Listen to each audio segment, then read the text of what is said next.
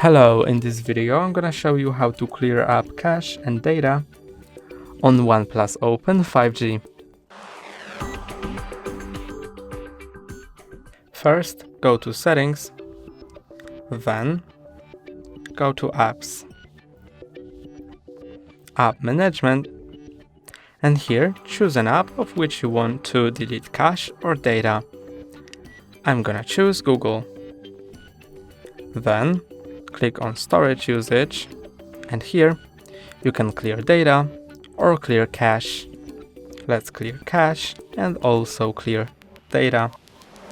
Click on Clear Data, then Delete, and it's deleted. That's all for today. Don't forget to like and subscribe. See you next time.